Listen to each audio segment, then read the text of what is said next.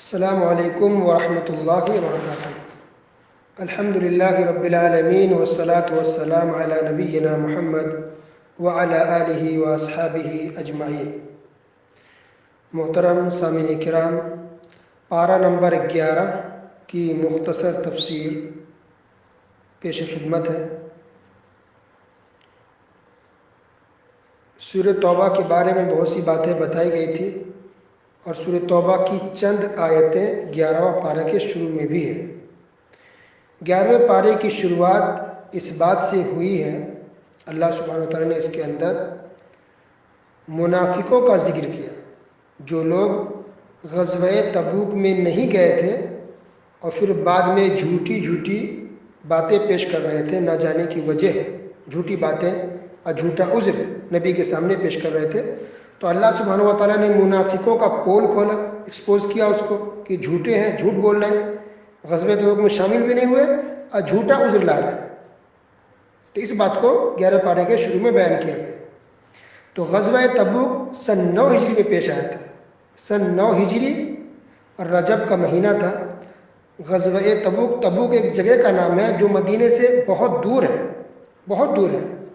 وہاں نبی کریم صلی اللہ علیہ وسلم اپنے صحابہ کرام کو ساتھ لے کر کافروں سے لڑنے کے لیے گئے تھے۔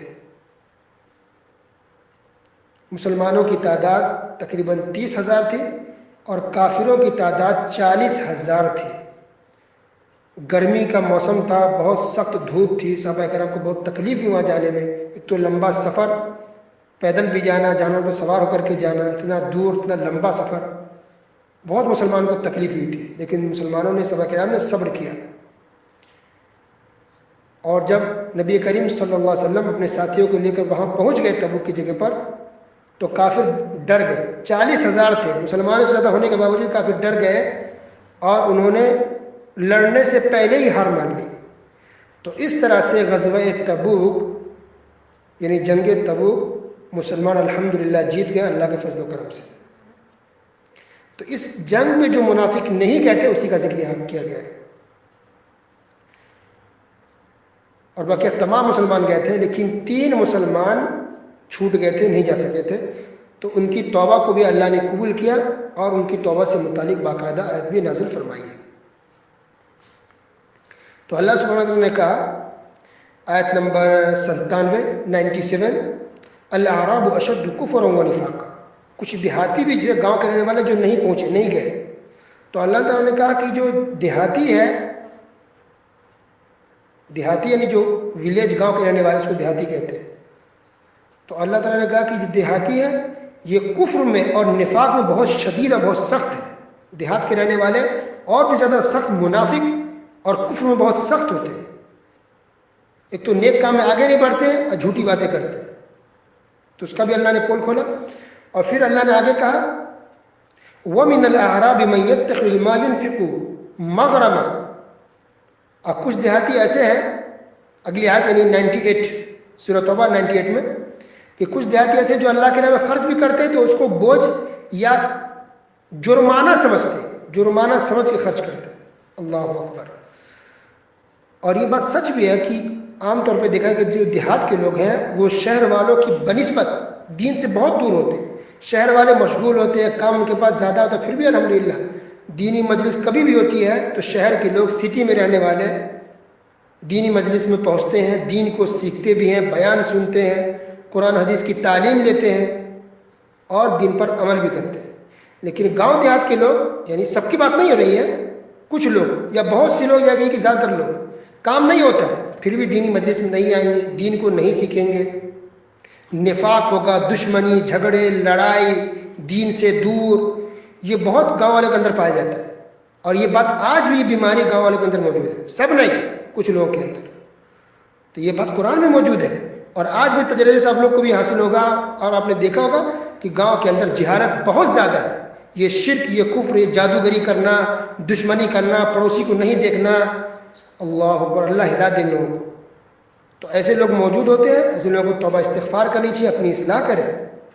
ہاں، کچھ لوگ گاؤں کے بھی ماشاءاللہ بہت اچھے ہوتے ہیں، لیکن کچھ کے اندر بہت بات تک کرنے کی صحیح سے تمیز نہیں ہوتی، ادب احترام نہیں ہوتا کہ علماء سے کیسے بات کرے، پڑھے لکھے لوگوں سے کیسے بات کیا جائے، یہ تک طریقہ نہیں ہوتا۔ تو دیہات سے کچھ مسلمان آئے تھے تو نبی کریم صلی اللہ علیہ وسلم کو انہوں نے نام لے کے پکار دیا، اے محمد۔ اللہ سبحانہ وتعالیٰ نے سورت نازل فرما دی، 26 پارہ کے اندر بیان آئے گا سورہ حجرات کے اندر، کہ تم لوگ نبی کو نام لے کے ایسے نہ پکارو جیسے کہ تم لوگ آپس میں ایک دوسرے سے بات کرتے ہو۔ بات کرنے کا ادب احترام ہونا چاہیے، لحاظ ہونا چاہیے، رسپیکٹ، عزت ہونی چاہیے۔ تو یہ شہر والوں کے اندر عزت ہوتی ہے، لیکن سب نہیں، عام طور پہ یہ بات جنرلی ہو رہی ہے زیادہ تر۔ اب گاؤں والے کے اندر آج بھی یہ کمی ہے، ادب میں، احترام میں۔ کچھ لوگ آج بھی گاؤں میں ایسے جو سلام تک نہیں کریں گے، آپ وہ انتظار میں رہتے کہ آپ ان کو سلام کریں، وہ سلام نہیں کریں گے۔ اتنی دین کی کمی ہے، اللہ ہدایت دے، اللہ سب کی اصلاح فرمائے۔ اس کے بعد اللہ سبحانہ و تعالیٰ نے مہاجرین اور انصار کا ذکر کیا۔ صحابہ جتنے ہیں، صحابہ مطلب جنہوں نے نبی کریم صلی اللہ علیہ وسلم کے پاس اسلام لایا، اسلام کو قبول کیا، ان کو صحابہ کہتے ہیں سیدھے لفظ میں اگر کہیں تو۔ اور اسلام کی حالت میں ان کی موت ہوئی، نبی کی سے ملاقات ہوئی یا نبی کے پاس تھے، ایمان کی حالت میں ملاقات ہوتی ہے، مسلمان بھی ہوئے، اور ایمان کی حالت میں ان کی وفات بھی ہو گئی، تو ان کو کہتے ہیں صحابہ۔ اس کی واحد ہے صحابی، وہ یا نبی کے ساتھی کہہ سکتے ہیں۔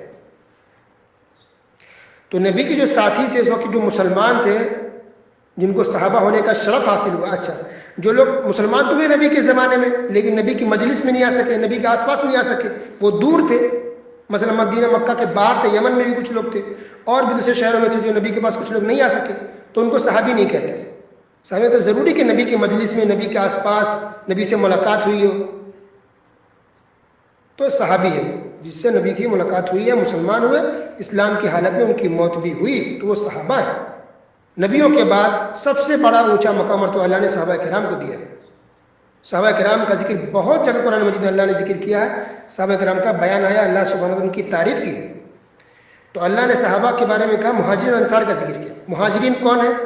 مہاجرین یعنی ہجرت کرنے والے، مکہ سے ہجرت کر کے مدینہ تشریف لائے، ان کو کہتے ہیں مہاجرین، یا مکہ کے علاوہ دوسری جگہوں سے ہجرت کر کے نبی کریم صلی اللہ علیہ وسلم کے بعد تشریف لائے، ان کو مہاجرین کہتے ہیں۔ یعنی چھوڑ کر کے آگے اپنے گھر کو، اپنے دولت کو، اپنے پیسے کو، اپنے رشتہ داروں کو، اسلام کی خاطر، ایمان کے لیے، اللہ اس کے رسول کے لیے، تو اس کو مہاجرین کہتے ہیں، جن میں بڑی تعداد مکہ سے آنے والے مسلمانوں کی تھی۔ اور ایک ہوتے انصار، انصار یعنی مدد کرنے والے، تو مدینہ کے جو مسلمان تھے ان کو کہتے ہیں انصار۔ نبی کے زمانے میں جو مدینہ کے مسلمان تھے ان لوگوں نے مدد کی مہاجروں کی، جو دور دراز سے مکہ سے یا دوسرے علاقوں، شہروں سے جو مسلمان ہو کر کے آئے تھے نبی کے پاس، تو ان کی مدد کی، جان سے، مال سے، گھر دیا، جائیداد دیا، پیسے دیے، دولت، سب کچھ دیا مدینہ کے مسلمانوں، اس لیے ان کو انصار کہتے ہیں، یعنی مدد کرنے والے۔ تو یاد رکھیں، صحابہ کرام میں دو نام ہوتا ہے، ایک مہاجرین، ایک انصار۔ کیا مطلب مہاجرین سمجھ گئے، اور انصار کا مطلب بھی آپ سمجھ گئے۔ تو اللہ سبحانہ وتعالیٰ نے یہاں ذکر کیا، سورہ توبہ 11 پارے کی بات چل رہی ہے، آیت نمبر 100 اس کے اندر اللہ نے تعریف کی ہے کہ مہاجرین ہو یا انصار، یہ ایسے لوگ ہیں جن سے اللہ راضی ہو گیا، رضی اللہ عنہم ورضوا عنہ، اللہ ان سے راضی ہو گیا۔ اللہ اکبر، اللہ نے بشارت خوشخبری زندہ ان سے راضی ہو گیا، یقینی بات ہے، اللہ نازل فرمایا، اس سے صحابہ کرام کی فضیلت ثابت ہو رہی ہے۔ پھر اللہ نے آگے کہا، وَأَعَدَّ لَهُمْ جَنَّاتٍ تَجْرِي تَحْتَهَا الْأَنْهَارُ خَالِدِينَ فِيهَا، یہ ایسے لوگ ہیں جن کے لیے اللہ نے جنت تیار کر رکھی ہے جس کے نیچے نہریں جاری ہوں گی، اور اس میں یہ لوگ ہمیشہ ہمیشہ رہیں گے۔ اللہ اکبر، اس سے پتہ چلا کہ ہم صحابہ کرام کے ایمان میں شک نہیں کر سکتے۔ صحابہ کرام مسلمان ہی نہیں بلکہ سب سے ٹاپ، سب سے اونچے درجے کے مسلمان ہیں، وہ صحابہ کرام تمام کے تمام جنتی ہیں، کیونکہ اللہ نے بشارت خوشخبری دی ہے، سرٹیفکیٹ اللہ نے دی ہے، ہماری بات آپ کو جھوٹ ہو سکتی ہے، تو یہ قرآن گواہی دے رہا ہے، اللہ رب العالمین نے یہ اعلان کر دیا ہے صحابہ کرام کے بارے میں کہ یہ لوگ جنتی، اللہ ان سے راضی ہو گیا۔ تو یہاں پر بھی عقیدے کی بات ہے، عقیدے کی بات یہ ہے کہ یہاں پر کچھ لوگ ایسے ہیں دنیا میں جو مسلمان ہونے کا دعویٰ تو کرتے ہیں لیکن صحابہ کرام پر لعن طعن کرتے ہیں، صحابہ کرام کو نعوذ باللہ گالیاں دیتے ہیں، ان کی غلطیوں، ان کی کوتاہیوں کو نکالتے ہیں، ڈھونڈتے ہیں، پیش کرتے ہیں لوگوں کے سامنے، بدزبانی کرتے ہیں، تو ان کے خلاف یہ آیت۔ ہمیں کوئی حق حاصل نہیں کہ صحابہ کرام کی ہم توہین کریں یا ان کو برا بھلا کہیں، گالی تو ہم بالکل دے ہی نہیں سکتے، کسی بھی صحابی کو نہیں، کہ جو بہت مشہور ہو یا جو مشہور نہیں ہے، تب بھی اس سے پتہ چلا کہ جو شیعہ عام طور پہ شیعوں کے اندر زیادہ تر لوگ ایسے ہیں جو صحابہ کرام گالی دیتے ہیں، سب صحابہ کو نہیں مانتے، کچھ کو مانتے ہیں، کچھ کو برا بلا کہتے ہیں، ان پر الزام لگاتے ہیں، ان پر تہمتیں لگاتے ہیں، بد زبانی کرتے ہیں. استغفر اللہ، انا للہ و انا الیہ راجعون. تو ایسے شیعوں کو چاہیے کہ وہ اللہ سے توبہ کرے، توبہ استغفار، اللہ سے معافی مانگے. صحابہ کرام وہ مومن تھے، مسلمان تھے، سچے تھے، پکے تھے، ان کی گواہی اللہ سبحانہ وتعالی خود دی ہے. ٹھیک ہے. اس کے بعد اللہ سبحانہ وتعالی نے ایک توبہ والی آیت نازل فرمائی. غزوہ تبوک کا ذکر ہوا. غزوہ تبوک کی جنگ ہوئی تھی، صحابہ کرام گئے تھے. تو 3 مسلمان ایسے تھے جو نہیں جا سکے تھے، سستی قائلی کی وجہ سے نہیں جا سکے. 3 مسلمان ایسے تھے جو نہیں جا سکے، جن کا نام کیا تھا؟ کعب بن مالک، مرارہ بن ربیع، ہلال بن امیہ رضی اللہ عنہ. نہیں جا سکے. رسول اکرم صلی اللہ علیہ وسلم واپس آئے غزوہ تبوک سے، تو صلی اللہ علیہ وسلم نے ان تینوں سے بات کرنا بند کر دیا. اچھا، مسلمانوں کو بھی کہہ دیا کہ تم ان تینوں سے بات مت کرو، کیونکہ تینوں نہیں گئے تھے جنگ میں. کیونکہ جنگ کا معاملہ، جہاد کا معاملہ یہ ہوتا ہے کہ اگر خاص لوگوں کو اگر امیر اس وقت جو خلیفہ لے کر کے یا تو ٹھیک ہے. اگر یہ اعلان کر دے کہ نہیں سارے مسلمان کو جنگ میں جانا، جہاد میں جانا ہے، تو اس وقت فرض ہو جاتا کہ سب کو نکلنا پڑے گا. اگر کوئی بھی پیچھے رہتا تو یہ بہت بڑا گناہ ہے. تو یہ 3 مسلمان نہیں جا سکے تھے، بہت بڑا گناہ انہوں نے کیا. مسلمانوں نے بائیکاٹ کر لیا، سوشل بائیکاٹ، کوئی ان سے بات چیت نہیں کرتا تھا. یہ تینوں بہت پریشان ہو گئے. اس طرح سے 40 دن گزر گئے. 40 دن کے بعد نبی کریم صلی اللہ علیہ وسلم نے کہا کہ یہ تینوں اپنی بیویوں سے بھی نہیں مل سکتے، بیوی سے بھی دوری اختیار کریں. بیوی سے بھی دور ہو گئے، گھبرا رہے، پریشان ہے، رو رہے، اللہ کے رسول معاف کر دیجئے، غلطی ہو گئی، آئندہ نہیں ہوگا. نبی کریم صلی اللہ علیہ وسلم نے اس معاملے کو اللہ کے سپرد کر دیا، سپرد اللہ کے حوالے، کہ اب اللہ جانے، اللہ سمجھے، اور توبہ کھل گئے تو ٹھیک ہے، ہم کچھ نہیں کر سکتے اس میں، تم نے بہت بڑی غلطی کی. تو اس طرح سے وہ روتے تھے، پریشان ہوتے، پورا واقعہ ہے. تو اس طرح سے پورے 50 دن ہو گئے. 50 دن بائیکاٹ. 50 دن کے بعد اللہ سبحانہ وتعالی نے یہ آیت نازل فرمائی سورہ توبہ کی، وَعَلَى الثَّلَاثَةِ الَّذِينَ خُلِّفُوا. سورہ توبہ آیت نمبر 118 118. اس کے اندر اللہ نے کہا کہ اللہ تعالیٰ نے ان تینوں کی توبہ کو قبول فرما لیا. اللہ اکبر. تینوں کے اللہ نے توبہ قبول فرما لی. تو اس کا ذکر یہاں پر ہے. اس سے یہ بھی پتہ چلا کہ انسان سے، مسلمان ہے، مومن ہے، غلطی ہو جائے تو اس کی معافی ہے. اگر انسان سچی توبہ کرے، اللہ کے سامنے روئے گڑ گڑائے تو اللہ معاف کر دیتا ہے. انسان کو خودکشی نہیں کرنا چاہیے ڈر کی وجہ سے، اور انسان کو اللہ کی رحمت سے مایوس بھی نہیں ہونا چاہیے. انسان معافی مانگے تو اللہ قبول کرتا ہے توبہ کو، اس کی مغفرت اور بخشش ہو جاتی ہے. اس کے بعد سب سے آخر میں سورۃ توبہ میں یہ بات آئی، لقد جاءکم رسول من انفسکم عزیز علیہ ما عنتم حریص علیکم بالمؤمنین رؤوف الرحیم. یہ رسول اکرم صلی اللہ علیہ وسلم کے بارے میں آیت نازل ہوئی کہ تمہارے بیچ میں رسول ہے جو تم میں سے ہی ہیں. رسول من انفسکم، یعنی اللہ سبحانہ وتعالیٰ یہاں احسان جتلا رہے ہیں. نعمت کی شکر گزاری انسان کرے اور احساس ہو، نعمت کی قدر کرے کہ یہ رسول ہے، بہت بڑی نعمت ہے تمہارے لیے جو اللہ نے بھیجا ہے. اس کا شعور ہو، احساس ہو تمہارے لیے، تمہارے اندر. تو ایسے رسول جو تم میں سے ہی ہے، من انفسکم، تم میں سے ہی ہے. تم میں سے نہیں، تم انسانوں میں سے ہے. تو قرآن کی صاف آیت ہے جس سے پتہ اللہ کے رسول اکرم صلی اللہ علیہ وسلم انسان تھے، بشر تھے. کیسے لوگ جھٹلا دیتے اس بات کو، کیسے کہتے ہیں کہ رسول اکرم صلی اللہ علیہ وسلم بشر نہیں تھے. اگر کوئی بشر کہے گا تو گستاخی ہو جائے گی، نعوذ باللہ. وہ نور تھے، ان کو بشر نہ کہو، ان کو انسان نہ کہو. کیسے نہ کہا، یہ قرآن کہہ رہا ہے لقد جاءکم رسول من انفسکم. یہ اللہ سبحانہ وتعالیٰ بیان فرما رہا ہے کہ یہ رسول تم میں سے ہی ہے، تم انسانوں میں سے ہے. وہ انسان تھے، وہ بشر تھے. مگر یہ بات ہے کہ اللہ نے ان کا مقام مرتبہ بہت اونچا کیا، بلکہ تمام انسانوں میں سب سے اونچا اور سب سے افضل مقام عطا فرمایا ہے. لیکن تھے تو وہ انسان تھے، وہ اللہ کی مخلوق تھے، اللہ کے بندے تھے، وہ بشر تھے. یہ کوئی گستاخی نہیں ہے. اگر یہ گستاخی ہوتی نبی کو بشر کہنا، انسان کہنا، تو قرآن کے الفاظ نہ ہوتے. تو نبی اکرم صلی اللہ علیہ وسلم کے بارے میں کہا گیا کہ ایسے ہیں جو حریص ہے تمہارے لیے، مومنوں تمہارے لیے حریص رہتے ہیں، یعنی چاہتے ہیں کہ تم مومن ہو جاؤ، مسلمان ہو جاؤ، اور مسلمان ہو تو دین پر چلو، سیدھے راستے پر چلو. ان کو فکر رہتی ہے کہ کوئی جہنم میں نہ جائے، کوئی اللہ کے عذاب کا شکار نہ ہو، کسی پر اللہ کی عذاب اور اللہ کی پھٹکار نہ آ جائے. اس اس طاق میں اور فراق میں نبی اکرم صلی اللہ علیہ وسلم کتنی پریشان رہتے ہیں اپنے امت کے لیے، اپنے ساتھیوں کے لیے، اپنے مسلمانوں کے لیے، اپنے پیروکاروں کے لیے، کہ کوشش میں رہتے ہیں کہ کوئی بھی مسلمان یا کوئی بھی انسان جہنم میں داخل نہ ہونے پائے اور اللہ کا عذاب اس پر نہ آئے. ہمیشہ اصلاح میں اور کوشش میں لگے رہتے ہیں. تو اس طرح سے سورہ توبہ کی مختصر تفسیر ختم ہوتی ہے.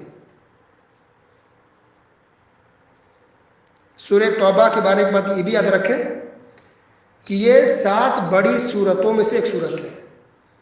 سورہ بقرہ، سورہ آل عمران، سورہ نساء، سورہ انعام، سورہ اعراف، سورہ توبہ، سورہ مائدہ. تو یہ ٹوٹل 7 ہے. 7 بڑی صورتیں ہیں. تو 7 بڑی صورتوں میں سے ایک بڑی صورت سورہ توبہ بھی ہے، لیکن 7ویں نمبر پہ اس کا نام آتا ہے سورہ توبہ کا. سب سے بڑی صورت سورہ بقرہ ہے. تو اس کے بعد اب جو بھی صورتیں آئے گی وہ میڈیم ہوگی، اور اس کے بعد دھیرے دھیرے پھر چھوٹی چھوٹی صورتیں آئے گی. تو سورہ توبہ ختم. اس کے بعد شروعات ہوتی ہے سورہ یونس کی. سورہ یونس ایک پیغمبر، ایک نبی کے نام پر ہے. ان کا ایک چھوٹا سا واقعہ سورت کے اندر بیان کیا گیا ہے، ورنہ ان کی تفصیل کہ سورہ یونس یعنی یونس علیہ السلام کی قوم کے تعلق سے کیا ہوا، یہ تفصیل دوسری صورت میں اللہ نے بیان کیا، انشاءاللہ وہاں بیان کیا جائے گا. اس صورت کے اندر کچھ یا بہت سے پیغمبروں اور ان کی قوموں کا ذکر ہے سورہ یونس کے اندر. اور سورہ یونس یہ صورت ہے، لیکن اس کے اندر یونس علیہ السلام کے بارے میں یا ان کی قوم کے بارے میں اتنا کہا گیا ہے کہ اللہ کا عذاب ان کی قوم پر آیا تھا. یونس علیہ السلام اصل میں دین کی دعوت دیتے رہے، اسلام کی طرف لوگوں کو بلاتے رہے، لیکن لوگ نہیں مان رہے تھے، نہیں مانے. آخر میں یونس علیہ السلام ناراض ہو کے قوم سے نکل کے چلے گئے اور کہہ دیا کہ تم پر اللہ کا عذاب آئے گا. اور پھر اللہ کا عذاب آیا، اور جیسے اللہ کا عذاب آیا پوری قوم پر، تو اس کی قوم نے دیکھ کر پریشان، ڈر گئے. سب کے سب عورت مرد چھوٹے بڑے سب اللہ کے خوف اور ڈر کی وجہ سے اپنے جانوروں کو بھی لے کے، اپنے بچوں کے سب باہر ایک جگہ جمع ہو گئے میدان میں، اور رونے لگ گئے، گر گرانے لگ گئے، توبہ استغفار کر اللہ سے معافی مانگنے لگ گئے کہ ہم سب مسلمان ہوتے ہیں، اسلام دھرم کو مانتے ہیں، قبول کرتے ہیں، اللہ تجھ پر ایمان لاتے تھے، رسول کو مانتے ہیں. جب سب نے توبہ کی، اللہ سے معافی مانگی، تو پھر اللہ نے عذاب کو ٹال دیا، ہٹا دیا. یہ پہلا واقعہ ایسا ہوا ہے کہ عذاب آنے کے بعد اللہ نے عذاب کو ٹال دیا اور اللہ نے اس کی توبہ قبول کر لی. ورنہ توبہ پہلے قبول ہوتی، جب اللہ کا عذاب آ جاتا ہے تب اللہ توبہ قبول نہیں کرتا. جتنا توبہ کرنا تھا معافی مانگنا پہلے مانگ لیجیے، لیکن عذاب آ جانے کے بعد توبہ قبول نہیں ہوتی. لیکن یونس علیہ السلام کی واحد قوم ایسی تھی کہ جس پر عذاب آنے کے بعد بھی جب ساری قوم کے لوگ رونے گڑگڑانے لگے، اسلام قبول کر لیا، اسلام دھرم کو سویکار کر لیا، تو اللہ نے عذاب کو ٹال دیا، سب لوگ مسلمان ہو گئے. باقی پھر یونس علیہ السلام کیسے مچھلی کے پیٹ میں گیا، کیا ہوا، یہ واقعہ اللہ نے دوسرے صورت میں بیان کیا، انشاءاللہ وہاں آپ کو بتایا جائے گا. سورہ یونس کے شروع میں آیت نمبر 2 کے اندر اللہ نے اس بات کا ذکر کیا کہ کیا لوگوں کو اس بات سے تعجب ہو رہا ہے کہ نبی انسانوں میں سے بنائے گئے. دیکھیں یہاں بھی یعنی اس ٹاپک کو، اس موضوع کو اللہ نے کئی جگہ چھیڑا ہے کہ مشرکوں کو، مکہ کے مشرک ہو یا اس سے پہلے کے مشرک کافر ہو، ان لوگوں کو یہ تکلیف تھی کہ یار نبی انسانوں میں سے کیسے ہو سکتے ہیں، کوئی پیغمبر انسان کیسے ہو سکتا ہے، انسانوں میں سے، ہماری قوم میں سے، ہم جیسے بشر انسان میں سے کوئی نبی کیسے ہو سکتا ہے. تو یہ تعجب ہوتا تھا کافروں کو، اور آج کچھ مسلمان کو پریشانی ہوتی ہے کہ بھائی نبی کو بشر کیسے کہہ رہا ہو، نبی کو انسان کیسے کہہ رہا ہو. انا للہ و انا الیہ راجعون. اس لیے کہتے ہیں کہ انسان اگر صرف قرآن کو بھی اگر ترجمہ سے پڑھنے سمجھے تو انشاءاللہ اس کے عقیدے کی اصلاح ہو جائے گی، اور بہت سا غلط عقیدہ جو ڈالا گیا ہے انسان اسے توبہ استغفار کر لے گا. اس کے بعد اللہ سبحانہ وتعالیٰ نے سورہ یونس آیت نمبر 5 میں بیان کیا کہ اللہ نے سورج یا چاند کو بنایا ہے اور پھر چاند کی منزلیں طے کی ہیں، یعنی چاند کے راستے بنائے ہیں. تو یہ چاند چلتا گردش کرتا، اللہ نے اس کے راستے بنائے ہیں. کتنے راستے ہیں؟ ٹوٹل 28 اس کے راستے، 28 منزلیں ہیں چاند کی. تو وہ اپنے حساب سے اللہ نے اس کو مقرر کیا، چاند کو اللہ کے حکم سے، اللہ کی مرضی سے اسی منزل، اسی راستے سے چاند چلتا ہے، اور اسی حساب سے وہ منزل کی وجہ سے جو الگ الگ اس کی منزلیں بنی ہوئی ہے، اسی لیے وہ چاند کبھی چھوٹا ہوتا ہے کبھی بڑا ہوتا ہے. ایک منزل سے چھوٹا اور دوسری منزل سے بڑا ہوتا ہے. یہ حساب اللہ نے مقرر کر رکھا ہے. تو چاند چھوٹا ہوتا ہے، ختم ہو جاتا ہے، پھر چھوٹے سے بڑا ہوتا ہے، دھیرے دھیرے پھر بہت زیادہ بڑا ہو جاتا ہے. تو اللہ نے طے کر رکھے. اس کا سب سے بڑا فائدہ ہے کہ انسان، آج کیلنڈر ہو گیا نا، ہم تاریخ دیکھتے ہیں، ڈیٹ معلوم کر لیتے ہیں. لیکن پہلے کوئی کیلنڈر نہیں تھا, کوئی پرنٹنگ پریس نہیں, کوئی تاریخ نہیں چھپتی تھی, تو لوگ چاند کو دیکھ کے ہی پتہ لگاتے تھے کہ آج کتنی تاریخ ہے, پہلی ہے, دوسری ہے, تیسری ہے, چاند دیکھ کر کے. اللہ اکبر. یہ چاند آج سے نہیں ہے, کب سے؟ جب سے دنیا قائم ہے. تو لوگ اب تک جتنی امتیں گزری, مسلمان تو کافر بھی سب چاند سے فائدہ اٹھا رہے تھے. اچھا آج بھی فائدہ اٹھا رہے, آج بھی اس امت کے لیے یہی ہے کہ جب رمضان کے روزے رکھو تو چاند دیکھ کر کے, عید مناؤ تو چاند دیکھ کر کے. تو اسلامی تاریخ کا دار و مدار اور ڈپینڈ اور تعلق آج بھی چاند سے ہی ہے کہ چاند کے حساب سے ہمیں روزے رکھنے ہیں, چاند کے حساب سے ہمیں عید منانی ہے, چاند کے مہینے سے یہ سلسلہ چلے گا تاریخ. ٹھیک ہے. اچھا یہ پچھلے درس میں بات بتائی گئی تھی کہ اللہ نے سال کے 12 مہینے بنائے. یہ تبھی بنا جب سے یہ دنیا آسمان ہے, تبھی اللہ نے 12 مہینے بنا دیے. اور اس میں سے اللہ نے 4 حرمت والے مہینے بنائے. وہ حرمت والے 4 مہینے کون سے ہیں؟ صحیح بخاری کے اندر نبی کریم صلی اللہ علیہ وسلم نے اس کی وضاحت فرمائی کہ وہ 4 مہینے ذوالقعدہ, ذوالحجہ, محرم اور رجب کے ہیں. ذوالقعدہ, ذوالحجہ جس میں حج ہوتا ہے, جس میں ہم بقرعید مناتے ہیں, تو ذوالقعدہ, ذوالحجہ اور محرم یہ کنٹینیو 3 مہینے حرمت والے. محرم کا مہینہ اور چوتھا مہینہ کون سا؟ رجب کا مہینہ جو شعبان سے پہلے. تو یہ 4 مہینے حرمت والے ہیں. اللہ سبحانہ اور بھی بہت ساری باتیں اس صورت کے اندر بیان کی ہے. اس میں سے ایک بات یہ بھی ہے کہ اللہ تعالیٰ نے کہا کہ سب سے بڑا ظالم وہ ہے جو اللہ پر جھوٹ باندھتا ہے اور اللہ کی آیتوں کو جھٹلاتا ہے. اللہ اکبر. یہ سب سے بڑا ظالم آدمی ہے. آج ہم لوگ ظالم صرف کس کو سمجھتے ہیں؟ جو ہم پر ظلم کرے, ہمیں گالی دے, ہمیں ستا, کہتے بہت بڑا ظالم, ہمیں غصہ آتا ہے. لیکن جو اللہ کی آیت کو جھٹلا رہا ہے, جو اللہ کی نافرمانی کر رہا ہے, ہمیں اس پر غصہ نہیں آتا. استغفر اللہ. اس کا مطلب ہے کہ ہمارا ایمان کمزور ہو گیا ہے. اگر ایمان مضبوط ہوگا تو یہ غیرت ہے, یہ ایمانی غیرت. ایک انسان کے اندر عزت کی غیرت ہوتی ہے کہ انسان کی عزت کو کوئی اچھالے, اس کی ماں باپ کچھ بول دے تو انسان کو غصہ آتا ہے. کیسے آنکھ لال, اس کا آنکھ لال ہو جاتا ہے, انسان لال پیلا ہو جاتا ہے غصے کے مارے. وہ غیرت کی عزت اور ہونی چاہیے, یہ ہونی چاہیے. اسی طرح ایک ایمانی غیرت ہونی چاہیے کہ کوئی اللہ کی آیت کو جھٹلائے, کوئی رسول کو جھٹلائے, کوئی اسلام کے خلاف بولے, کوئی اللہ کے رسول کی نافرمانی کرے تو ہمیں غصہ آنا چاہیے, ہمیں عجیب لگنا چاہیے, ہم پریشان ہو جائیں. یہ بے چینی ہمارے دل کے اندر ہونی چاہیے. تو اللہ نے کہا سب سے بڑا ظالم وہ ہے جو اللہ کو جھٹلائے یا اللہ کی آیتوں کو جھٹلائے. اللہ اکبر. اس سے بڑا ظالم کوئی نہیں ہو سکتا. اسی طرح کچھ آیتوں میں اللہ نے یہ کہا کہ جو شرک کرے, تو جو شرک کر رہا ہے, جو کفر کر رہا ہے, جو اللہ کو جھٹلاتا ہے, وہ سب سے بڑا ظالم ہے. جو ہم پر اتیاچار کرے وہ ظالم تو ہے, لیکن اس سے بڑا نہیں ہو سکتا.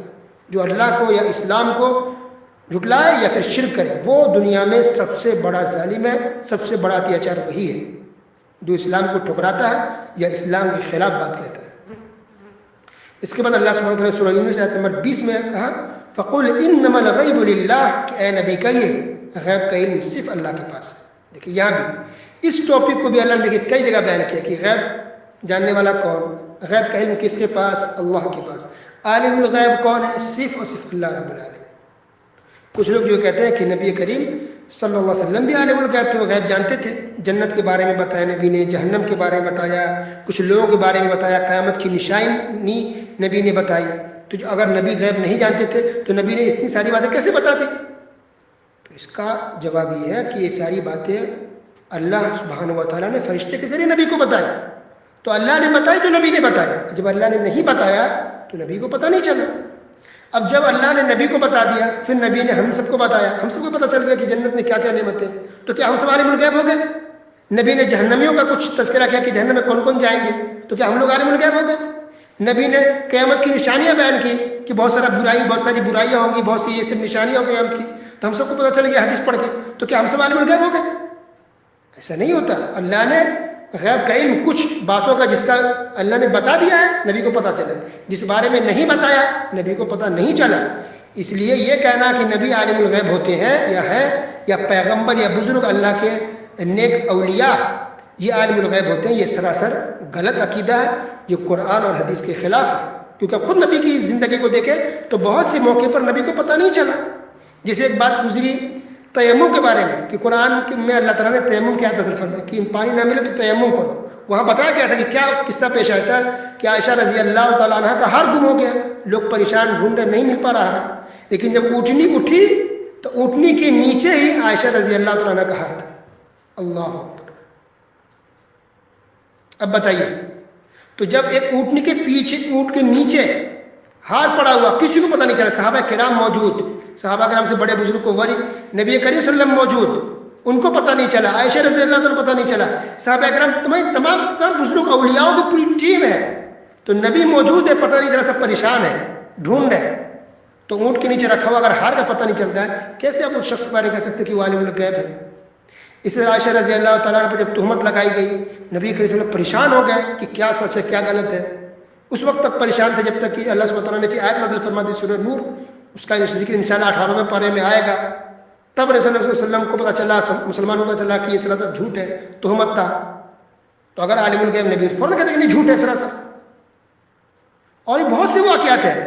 نبی کریم صلی اللہ علیہ وسلم کے پاس ایک شخص آیا اور جھوٹ بول کر کے کچھ صحابہ کرام کو لے گیا، حافظ کو، قرہ کو، اور پھر اس کافر نے یہ صحابہ کرام کو، حفاظ کرام کو قتل کر دیا. نبی کریم صلی اللہ علیہ وسلم کئی دن تک اس ظالم کے خلاف بد دعا کرتے رہے. تو اگر نبی عالم الغیب ہوتے تو اس صحابہ کرام کو جانے دیتے کہ وہ شہید کر دیے جائیں گے؟ تو اس سے بہت سارے واقعات ہیں، نبی کو پتہ نہیں چلا، نہیں چلتا تھا.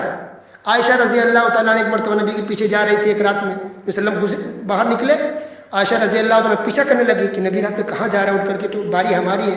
ان کو ایسا لگا کہ لگتا ہے شاید دوسری بیوی کے پاس جا رہے ہوں گے. تو عائشہ رضی اللہ تعالیٰ چپ کے ان کے پیچھے جانے لگے. جب نبی واپس پلٹے تو عائشہ رضی اللہ تعالیٰ عنہ جلدی سے واپس اپنے روم میں آ کے لیٹ گئی. تو نبی کریم صلی اللہ علیہ وسلم آئے، دیکھا تو عائشہ رضی اللہ تعالیٰ عنہ کی سانس پھول رہی ہے. نبی نے پوچھا عائشہ کیا بات ہے، کیوں ایسا ہو رہا ہے؟ نہیں بتا رہی تھی. تو نبی صلی اللہ علیہ وسلم نے کہا کہ بتاؤ ورنہ اللہ رب العالمین مجھے بتا دے گا. تو عائشہ رضی اللہ تعالیٰ نے فوراً بتا دیا کہ میں آپ کا پیچھا کر رہی تھی. اب بتائیے، اب یہ تو بیوی ہے، شوہر ہے، نبی ہے، سامنے رسول اللہ نے کہا کہ اچھا مجھے لگا کہ کوئی سایہ میرے آگے چل رہا ہے. یعنی جب پیچھے پلٹے نبی تو عائشہ نے پیچھے جلدی سے واپس اپنے روم پہ لوٹ رہی تھی. تو نبی نے دیکھا سایہ کو، پھر بھی پتہ نہیں چلا کہ یہ عائشہ ہے. نبی عائشہ نے کہ سانس پھول رہا تھا، پتہ نہیں کچھ تو ہوا ہے، لیکن نبی پوچھے بتاؤ، تم نہیں بتاؤ گی تو اللہ رب العالمین نہیں بتا دے گا. تو اگر نبی عالم الغیب تھے تو کیسے پتہ نہیں چلا؟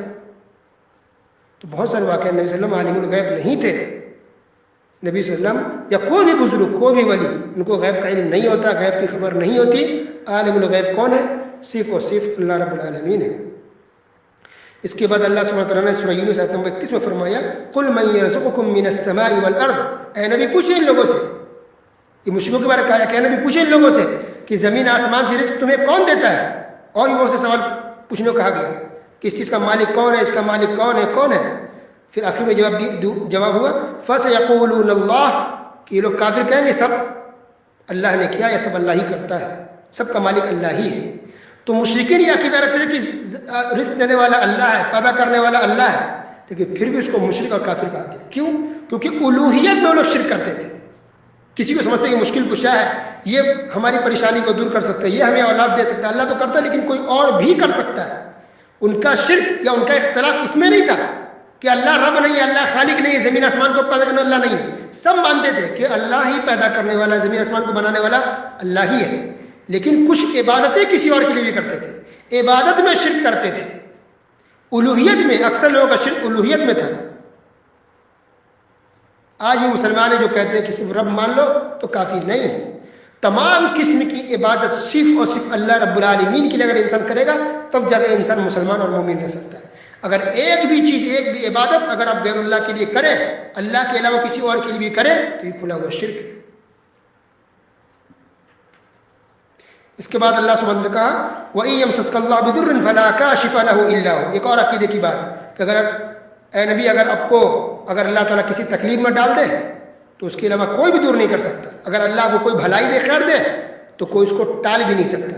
اس سب کا مالک کون ہے؟ صرف اور صرف اللہ رب العالمین ہے. اور سب سے آخری آیت سورہ یونس کی یہی ہے وَاتَّبِعْ مَا يُوحَىٰ إِلَيْكَ وَاصْبِرْ وَاتَّبِعْ مَا يُوحَىٰ إِلَيْكَ وَاصْبِرْ حَتَّىٰ يَحْكُمَ اللَّهُ وَهُوَ خَيْرُ الْحَاكِمِينَ. سورہ یونس کی سب سے آخری آیت یہ ہے، اللہ نے کہا کہ اے نبی پیروی کی اس چیز کی جو آپ کی طرف وحی نازل کی جا رہی ہے، جو آپ کی طرف اتارا جا رہا ہے.